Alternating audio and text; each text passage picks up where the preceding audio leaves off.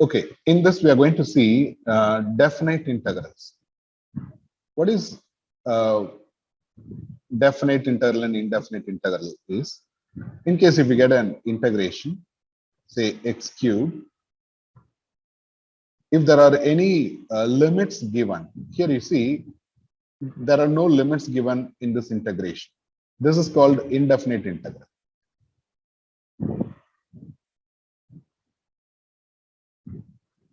If there is integration given with limits, if you want to integrate 1 to 3 of x cubed dx, then that's called definite integral.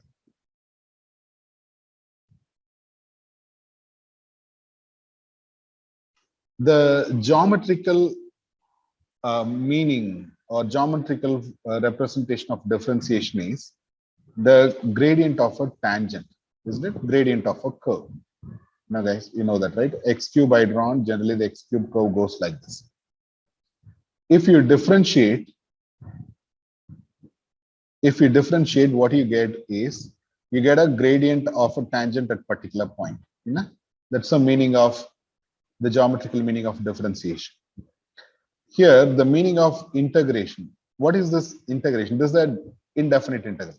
But what is the definite integral with the boundaries graphically represent is, here we are integrating, this is the y equal to x cube graph drawn against x and y axis.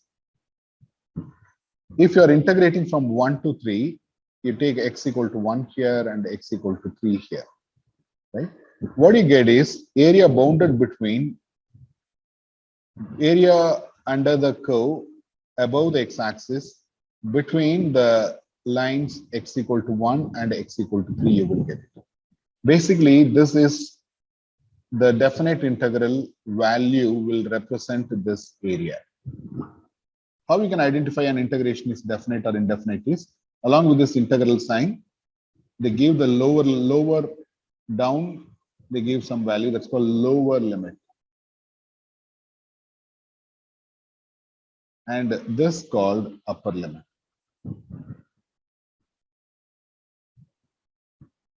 Okay. Let's do a question. Integration of 2x dx. You know to integrate this. But if it comes with integrate between 3 to 5, what you need to do normally the integration without limits. How you do? 2 into x integration is x squared by 2. After integrating, don't write this constant c. We do not write, because it's a definite integral. We are going to determine the constant value of it. Put a box like this and write the lower limit down and upper limit in the top. Ready? Now simplify if possible. We have finally x square from 3 to 5. Okay. Now this is called lower limit and this is upper limit. What is the rule in applying this limit says, first you need to substitute upper limit for all x values in the function, minus you have to substitute all lower limit for all x values in the function.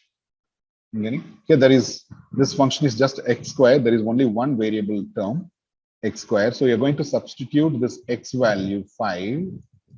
Okay, x value we are going to substitute for, sorry, the 5 we are going to substitute for x. It becomes 5 square minus 3 square. Getting? 5 square is 25 minus 3 square is 9. So the answer is 16. Integral of 3 to 5, 2x dx would be 16. This you can evaluate by using your calculator. I hope you can see my calculator screen. In run matrix, under math, press right arrow. Getting? I repeat. In run matrix, under math, Press right arrow. Right arrow means you need to press F6. There is integral sign. We cannot do indefinite integral by using Casio or TI. It's not allowed in exams. We can do definite integral or numerical derivatives only by using our calculators. Okay, which means you can differentiate at a point, or you can integrate with some limits, lower and upper limits. Here we integrated the function 2x, and it's already with respect to x, and you need to move the cursor to the lower limit, and you need to feed 3 is the lower limit and 5 is the upper limit. Evaluate it, you get the answer. Okay, let's evaluate this this definite integral. What you need to do, first you need to integrate normally. 4x cube integration is 4x power 4 by 4 plus 6 x square integration is x cube by 3 minus 8 x square by 2 plus 5x. You don't need to do plus c, you don't need to write plus c. Instead, put this box bracket and write lower limit as -2 and upper limit as 3. Simplify if possible in any terms. Here 4 get cancelled and this become twice, this become 4 times. So after simplifying, we get x raised to 4 plus 2x cube minus 4x square plus 5x. From -2 to 3 the limits. What is the rule? First you need to apply the upper limit for all the variables in the function in the bracket. Okay, substitute 3 for all. It become 3 power 4 plus 2 into 3 cube minus 4 into 3 square plus 5 times 3 minus lower limit. If you substitute, it become -2 the whole power 4. Carefully you have to enter.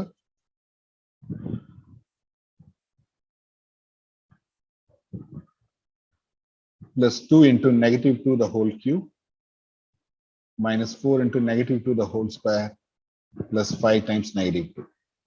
Okay. If you take 3 upper limit, substitute for all the terms and use bracket and put minus sign carefully because there are more than one term in the second bracket. You need to multiply this negative sign with these terms.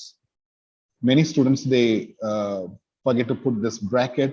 So they multiply this negative sign with only one term and forget to multiply the other term. Hence the final answer goes wrong. Always use this brackets carefully so you never go wrong. Okay. So this is 81 plus 2 times 27 minus 4 times 9 plus 15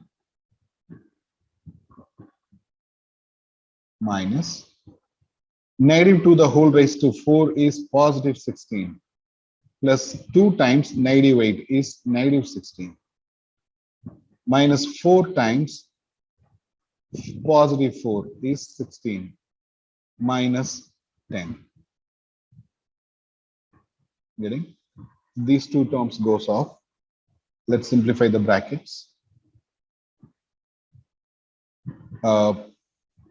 81 plus 54 plus 15 minus 36 minus, here it become minus 26, isn't it? -16 and -10 makes -26. Okay. Now, if you simplify this and this makes it as 96 minus 18 plus 26.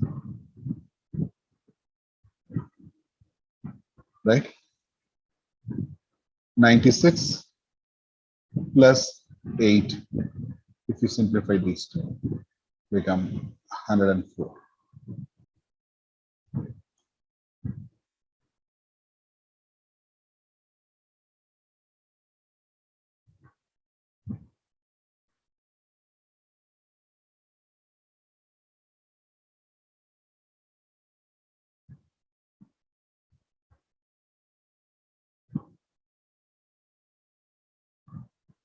Okay, so this is how we can evaluate.